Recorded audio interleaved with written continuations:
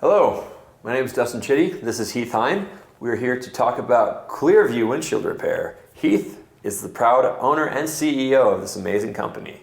And we're going to have a nice conversation and hopefully give more information not only about the company, but the services provided, as well as just the future as well. Heath, thank you for being here. Thank you, Dustin. It's good to see you, man. Oh, it's great seeing you, man. And so, just to jump right into it, with Clearview, what got you into fixing windshields? Well, my parents went through a divorce when I was 13, and my stepfather, who I met at 13, was already doing windshield repairs since 1970. The inception of windshield repair was Novus Windshield Repair, Frank Warner, and they had to devise a way to fill in chips because they were turning into cracks. And prior to that, they were trying oils and stuff, but oils would only mask the repair and make it look as though it were filled, but it was oil and it would leak out and seep out and just didn't hold. So anyway, Bob Eimer was a lowly vendor of dealerships in Castle Rock doing white walling. And a lot of people don't know about white walling, but you lift the car up and you have this device mechanism, and white walls were a thing of like the 50s and 60s, and so they would take some of these tires on the newer cars in the 70s, and they would lift them up, have this mechanism that would roll, and it would kind of score and paint the white wall on the tire, and that was his gig until he discovered windshield repair. So fast forward to me meeting him at 13, I knew nothing of windshield repair. Little side note, I used to be kind of a bad kid. I used to break a lot of windows, and windshields were one of them. So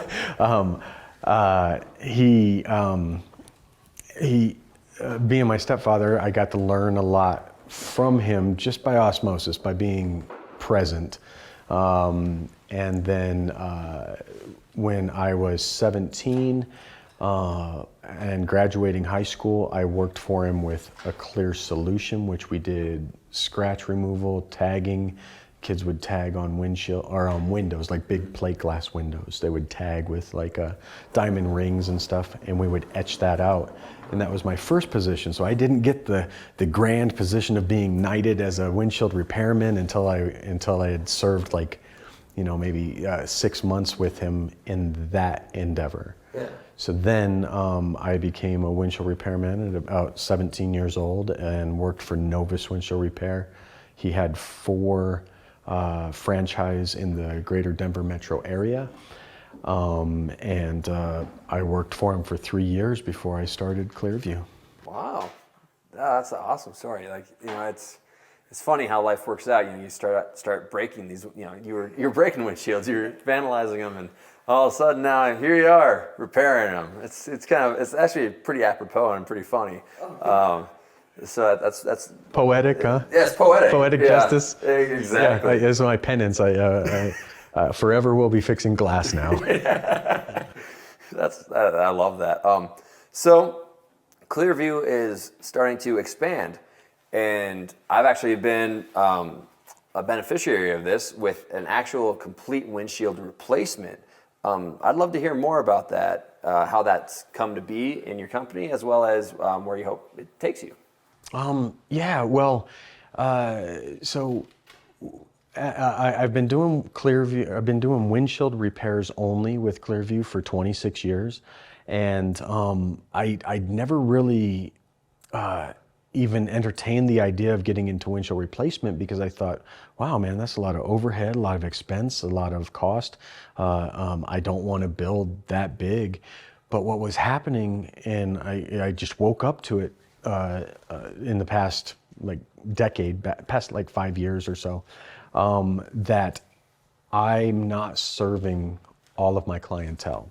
So though I have people calling me daily about windshield repair and windshield replacement and side glass replacement, I would always send them down the road to a friend or another glass company And it just dawned on me, not only for the aspect of being able to, grab that low-hanging fruit and make the money on the transaction, but rather that I needed to be able to serve my customer in the best capacity possible. And I wasn't doing that. I was only offering them a part of what I could offer. So a friend of mine from high school, his son, who's 22, was working for a very large company, Safelite, and I piked him. I was like, "Come on, man, I'm gonna start you out, and I'm gonna turn you into a franchise, and I'm gonna get you going." And he brought all of his knowledge. I brought all of my company establishment and company name and client base. And so I brought all of that, and so we kind of united just in the past 6 months. Wow. Yeah, and we've already replaced hundreds of windshields. Wow. Yeah, That's amazing. Like 6 months and finding like real, or like just tapping into something that you hadn't even thought about tapping in before. And how that's expanding your company, and it's probably also creating new relationships, being able to do that, and just having that full scope. It's really rounding your company out, which is fantastic. I mean, I'm personally really excited to see how this continues to go for you.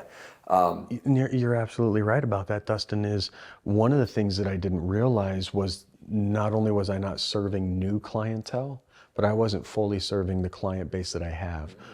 Retail, fleet, and dealership customers that I've had for decades, and they've always needed windshield replacement, and I could never offer it. Now I can offer it. So it solidifies my relationship even further with them by offering that service. Yeah, that's awesome. Yeah.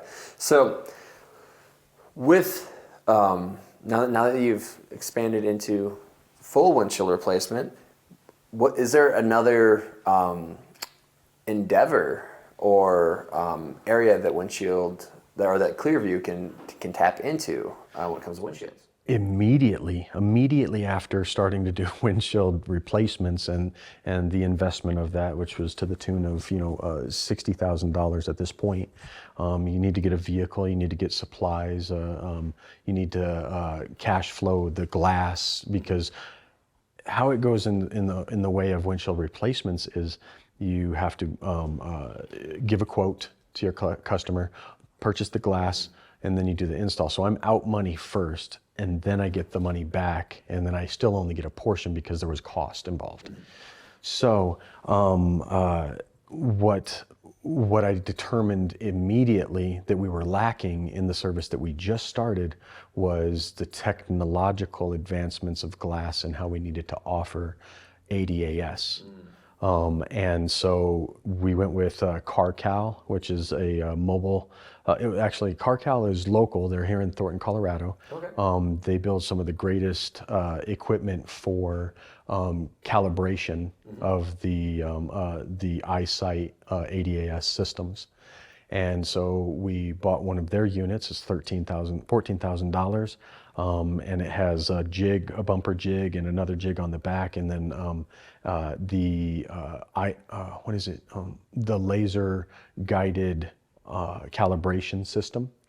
And then you have like a tablet, and you go through I think it's through Pilkington, but that was the one thing that I saw was missing. Was we could install your windshield, but we couldn't calibrate your windshield.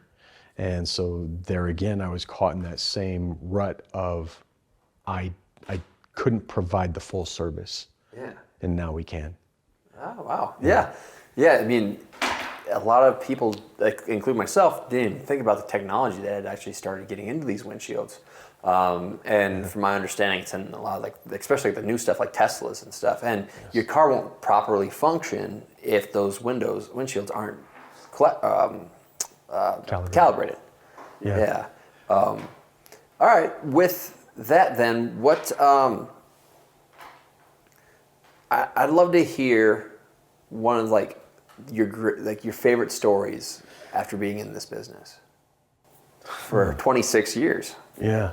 Like one of my favorite stories. Funny enough, I ask a lot of people, I do what's called a GSI, glass scene investigations. And so when I encounter breaks in people's windshields, I like to kind of determine what it is. And because I've encountered so many breaks in windshields, I kind of have a pretty good inkling as to what it is I can disseminate. But some of the peculiar ones have been somebody got hit with a rock, and naturally it's a rock that created the damage. And they said that it happened from like their black Labrador running in front of them on a dirt road, and its paw picked up a rock and threw it back at them when they were running down the dirt road. Another one, it was like a bird had picked up nesting, and out of that nesting fell a rock and created a crack in someone's windshield. Wow. Being in film, as you are in film, one time we were filming a commercial downtown Denver, and as we packed up, because everybody's packing all their gear into the vehicles that we have, this Nathan Westlake, he had a Subaru, and we put a C-stand in the back, shut the back, and it punched into his windshield, and so it created what I call the dim mak, is from Jean-Claude Van Damme's Bloodsport, where he breaks the bottom brick. All that pressure breaks the bottom brick. So the dim mak that I call on a windshield is when you hit it from the inside with something blunt, it cracks the outside. When it gets hard from the when you hit it from the inside, it breaks something on the outside, and when you hit it from the outside with something blunt, it breaks the inside glass. So that C-stand pushed against the glass, cracked the windshield, and I was like, okay, I know what to do because I did this myself. Like a decade before, I had put some 2x4s in the back of my Jeep Grand Cherokee, and I shut it down, and it broke it like that. So what I do is I drive home, park it in the garage where there's no sunlight to cure the resin. I put all of my patches, all of my resin and everything, and I make sure that I get it all injected into, because the pressure is opening the crack at the surface of the glass. Then I release the hatchback and remove the object of the item. Now that collapses the crack onto the resin that I've injected into it, but it still needs to cure. I pull it outside and then allow it to cure, and I've been able to fix things that are like, 14 inches this way and that way and this way. Though I don't offer it to clientele, it's just a nice experiment to see the capabilities of windshield repair. Yeah, to do that. So a C-stand. C-stands, yep, C-stands. I actually, a friend of mine had a similar thing. They were trying to load up his car, and it was after a long day, and they put the C-stand in, and they shut it and punched a hole. Yeah. And or not hole, but caused a pretty big crack. Yeah, that was not a great way to end the day after a long one. And it's expensive. So if you've got a 1998 jalopy, yeah, you might spend $200-300 on the windshield, but who wants to spend that much on a windshield at that point? Right. But then you have 1998 ain't a jalopy, but but you have a 2023 Chevy Colorado or a Mercedes, and you do that. We're talking $1,200-1,500 to replace it. Oh. Yeah, unbelievable how the price has grown exponentially. Right. I mean, in many cases, that's more than the car payment and the insurance possibly put together. Yes, and we're just talking glass. Yeah. Yeah. Wow. Yeah. But it's temperamental and fragile. And to give you a few more stories, one guy got hit by okay, so I show up to the guy's house, and he said, I have this really big damage, and it's circular, and it's got this impact. And I know that these guys shot at me. And he's like, yeah, somebody shot at me. I show up, and I can see clearly through GSI, glass scene investigations, that there's a hex pattern on this. Now, what has hex patterns? Well, lug nuts on wheels. And so I'm telling him this is highly likely as to what happened. You're driving down the road, there's a lug that's loose on somebody's car, and it comes whipping out because you have not only the 70 mile an hour or your 70 on 70, but the centrifugal force of the wheel, and it just comes out like a slingshot or a bullet. Yeah. And it left a hex pattern. Now, it didn't penetrate, because the polyvinyl Bureautrol kept that in, so I could push my finger through or push a probe through the glass on this guy's windshield. But he was adamant about it being that he was shot at. And I was like, then just, you can file a police report. But I can assure you, my friend, this was a lug nut. I want you to rest at night and know that you're not being hunted. John Wick, doing 90 on I-70 or something like that. Yeah. I don't think Husky Tools wants to go after you, man. No. That's funny. That's actually. I mean, hopefully the guy's paranoia isn't keeping him up at night. But that's really funny how I haven't heard from him since. Oh, that's good. Yeah. So he's hopefully he's safe. Hopefully they didn't get him. One other thing that people don't know, is okay. So when you're replacing your wipers, you lift them up, but they're spring loaded. The spring in the wiper holds that to the glass tight, so it can wipe the windshield. Yeah. A lot of people don't understand this, but you lift it up, or you go to you go to Advanced Auto Parts or Checker or anywhere, and they'll change them for you. But they lift them up, and if they don't know, then when they pull the wiper off to put a new one on, it's spring loaded and it's about to slap down. So again, the dim mock happens because the metal hook that holds in the wiper blade will slap down and it will crack the glass. But here's what's tricky. It hits the glass, it doesn't create surface damage. It cracks the bottom one, the bottom glass, the inner glass. That's dim mock. But it hits so hard and so fast that it impacts, it cracks, and then it retracts. So you don't see it. You don't see the crack in the glass for days, weeks, or whatever, till you're using your defrost and it starts cracking. And then sure enough, I show up to your house and you say, hey, I have a crack. And then I tell you it's on the inside of the glass. And then I point out how perfectly aligned this wiper blade is with it. And then I can tell you, looks like you've just replaced these wiper blades. Oh yeah, like 3 weeks ago. And then, so I can put all the pieces together to say what happened and what transpired. And then sure enough, I always come to the culprit, and point that out to my client. Wow, you're like Sherlock Holmes in windshields, you know? You start bringing out like the pipe and stuff from now on. Yeah. Get your Watson going on. See here. So that's something that people don't think of. What are other like misconceptions or things that a normal customer wouldn't really think of when it comes to windshield cracks or anything? Like what comes to your mind? So misconceptions. I'll start on two aspects of misconception. Misconception one would be those replacement repair companies that push people into replacements. Because they're going to make more money, they bypass anything that would be of savings to the client. So I say that Clearview windshield repair, we repair what other people overlook or opt out of repairing. Overlooking is not finding the damage. Opting out is saying this crack is too long. Now, I just expressed to you that I could fix a 14 inch crack all these different ways. Though it's not advantageous, it's not cost effective, but fixing a 12 inch crack or an 18 inch crack is cost effective. You spend $180 fixing that crack instead of $1,800 replacing that windshield. Yeah. And so on the one side of the spectrum with the misconception is people being led or misled as to what can be repaired.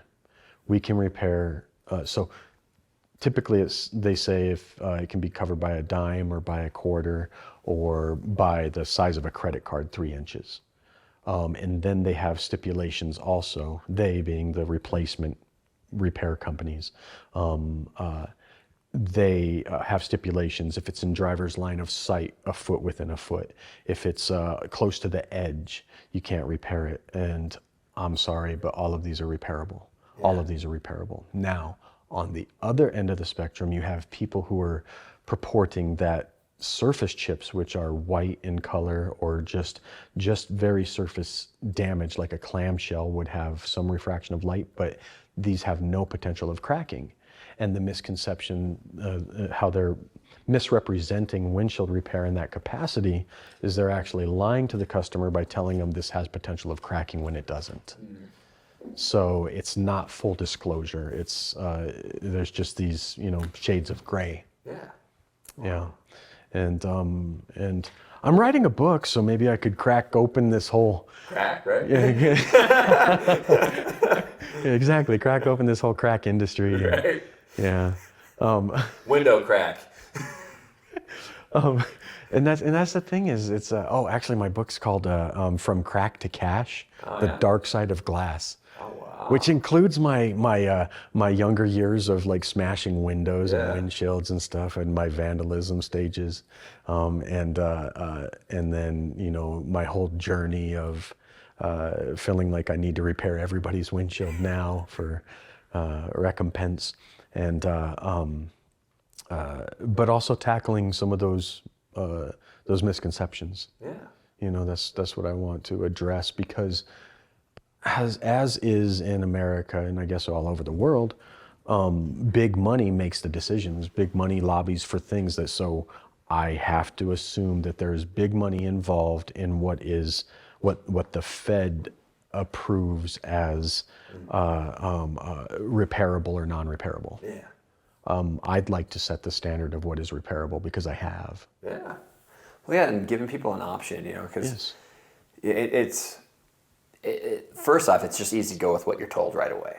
Yes. And then to be able to have something else to lean on or learn from outside of just your normal insurance or these bigger companies that are, everyone's trying to make money, obviously, but having companies like yourself being that honest and saying, hey, we can actually repair this, or being honest and say, no, this is actually beyond repair, this needs replacement. Having that buffer is really important, I think, for the community.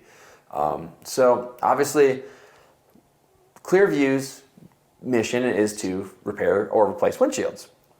Yes. What is the mission outside of just the obvious? Whew. I guess it would be the great co-mission, which is to be we're commissioned to, love our neighbor as ourselves, to be able to serve people, to be able to create and create opportunity and stuff. And funny enough, a lot of people don't realize this, and it's taken me a while to come to the conclusion. Windshield repair is technical, yes, but it's actually more of an art.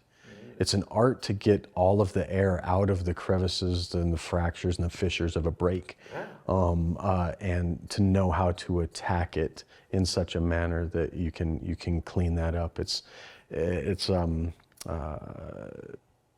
So therefore it's kind of something that's creative, and so I guess more to the mission is, I feel so blessed at the opportunity to have been self-employed for 26 years that now I'm in the position to start empowering others to be self-employed.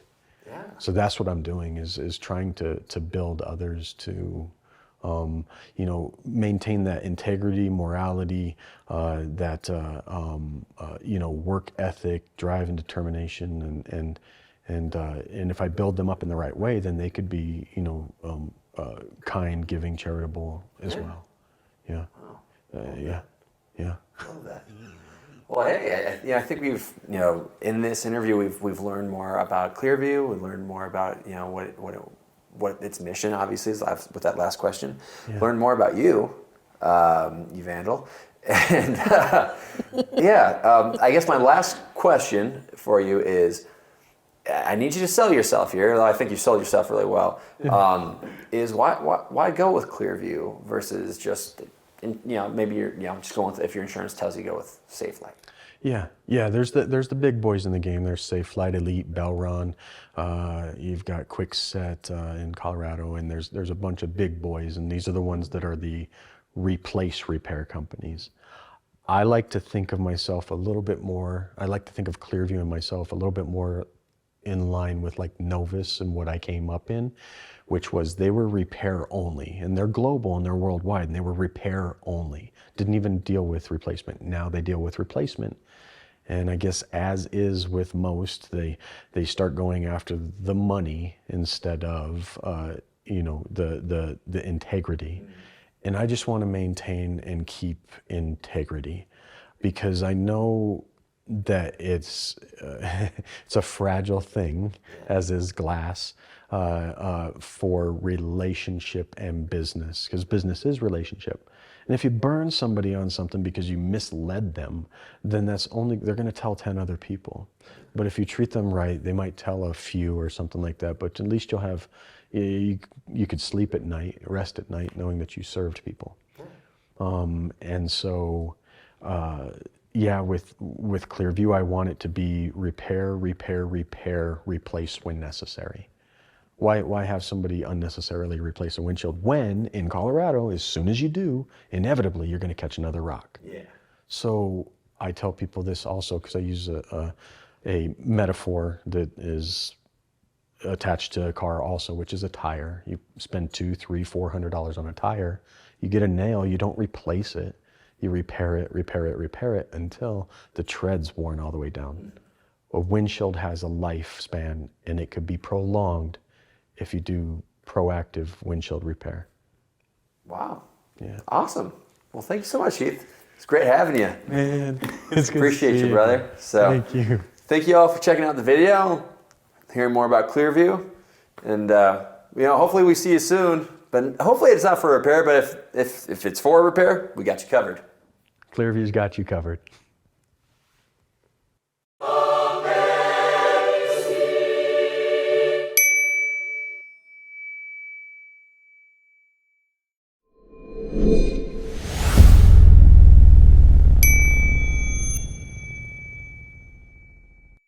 Hi, Heath Heine, the CEO of Clearview Windshield Repair, here to discuss why this windshield is in need of replacement, and it's too far gone for a repair. So what we have that happened here, we had a chip on that side that was so great it cracked all the way across this windshield. And usually that happens because of hot and cold temp changes. So I can say that this one followed the defrost line during the winter. And this windshield, since it can't be repaired, it's going to be replaced by our Clearview windshield replacement franchisee, Braden.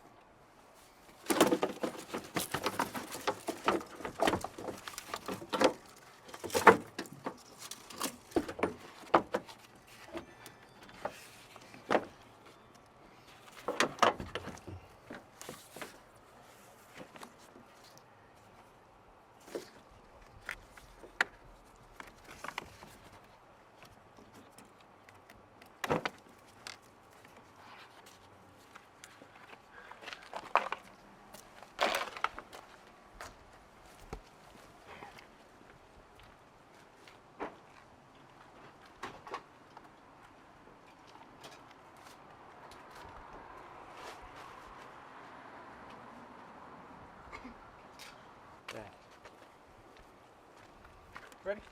Yeah.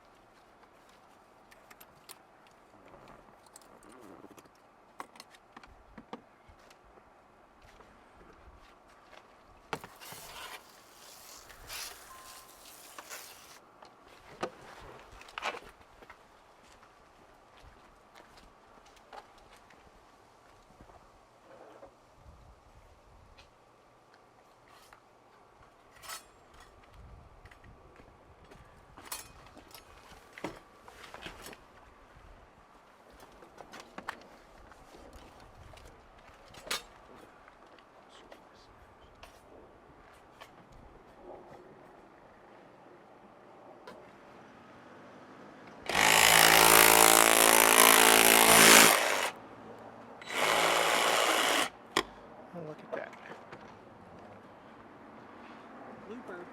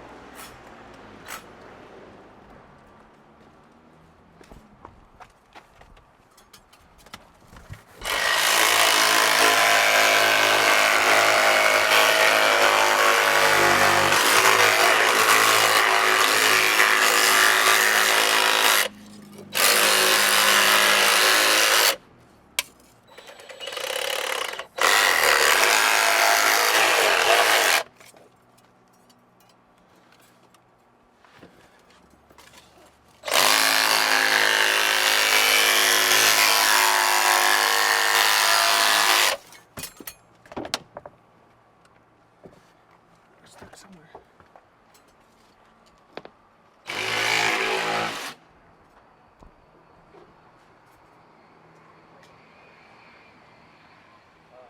Water break, guys, or no?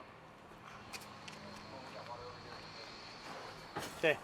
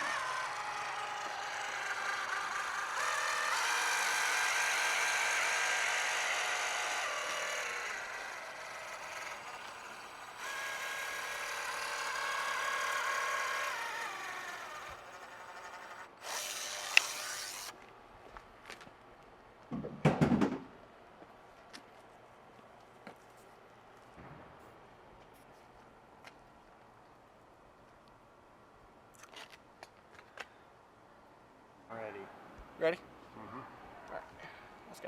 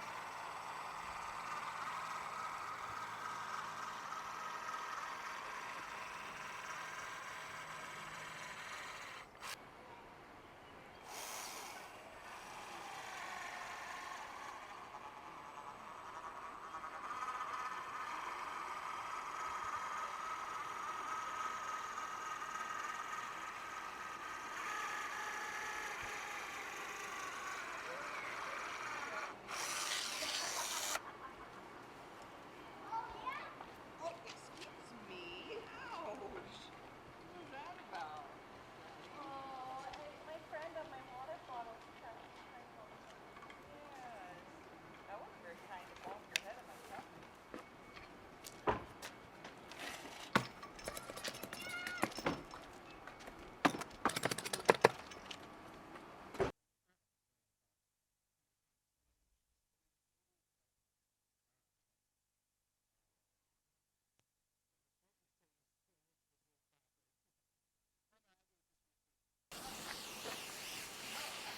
Just clean it up real quick too, make it look pretty.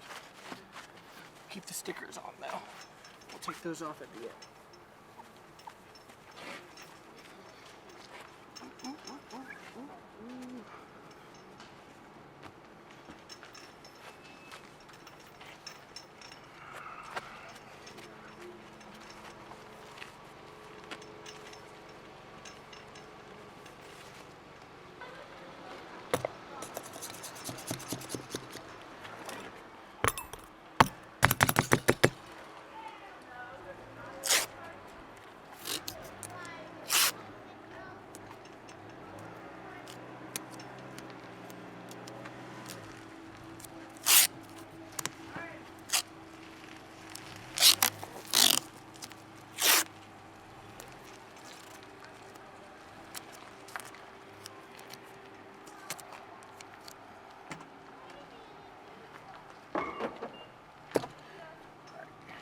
You're gonna want to go to the passenger door.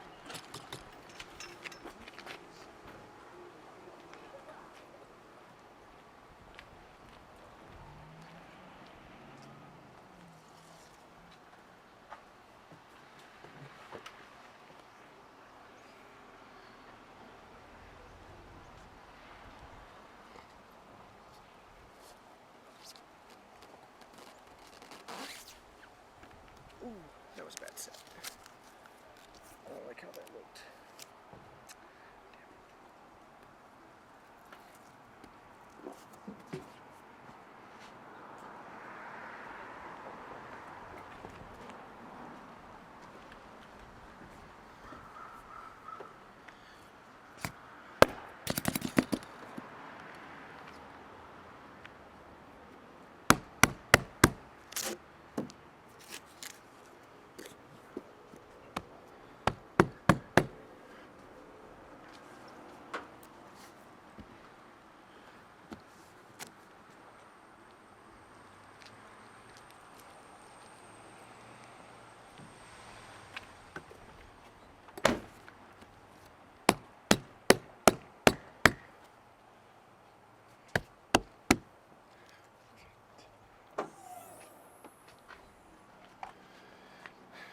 And now reverse.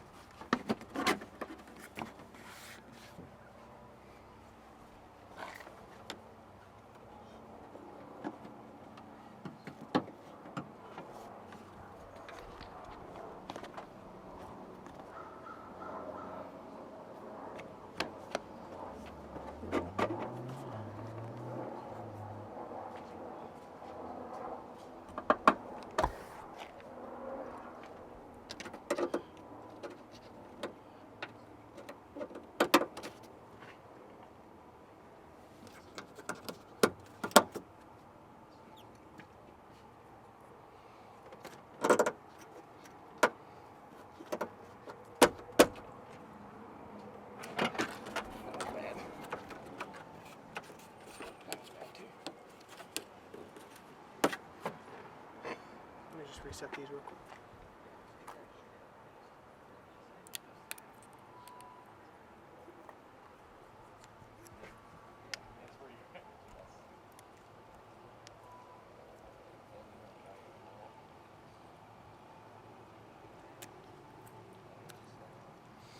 There we go.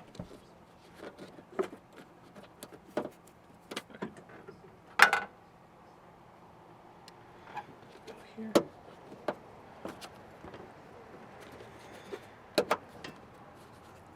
It's just messed up. I don't know what's going on with these clips.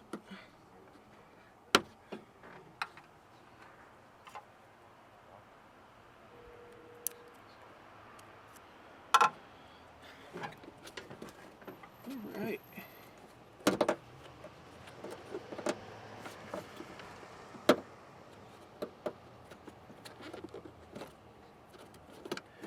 I have no idea what's going on with these clips.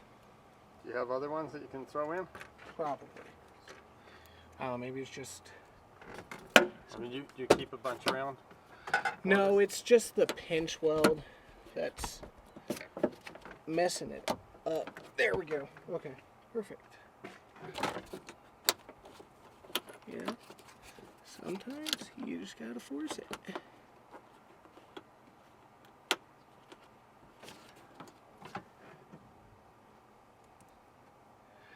Sometimes it just don't work for you.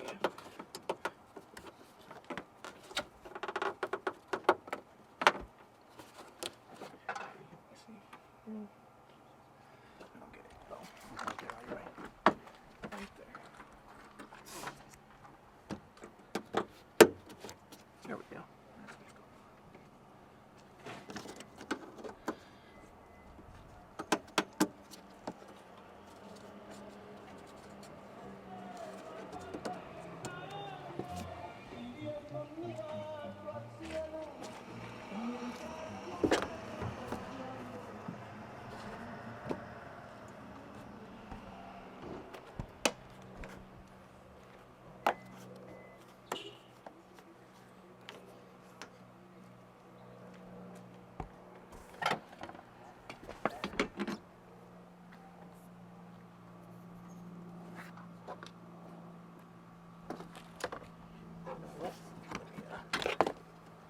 Let me make sure it looks like I know what I'm doing.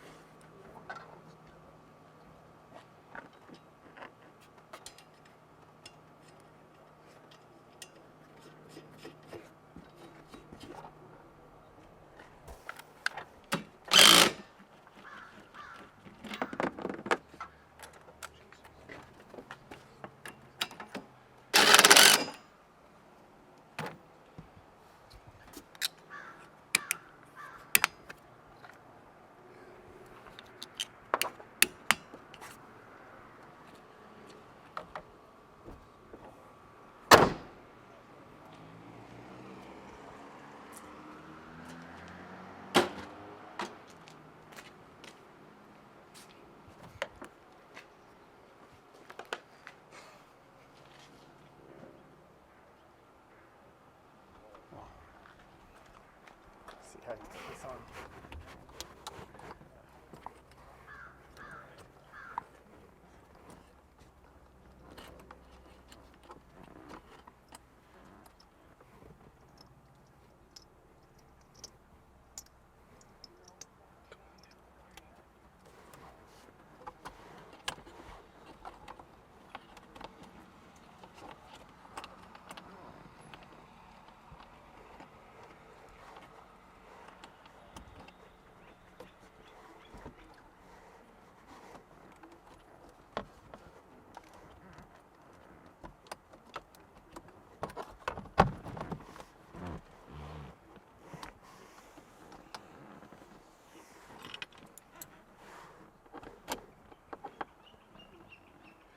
And normally there would be a cover that'd go over that. It's missing? Yeah, there would be a cover that goes over it. Yeah, it's missing right now.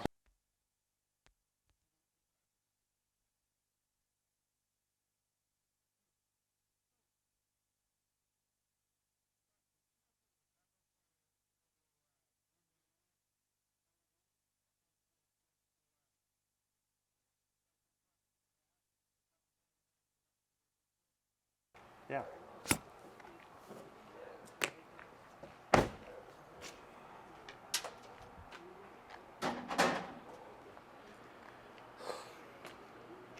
Close up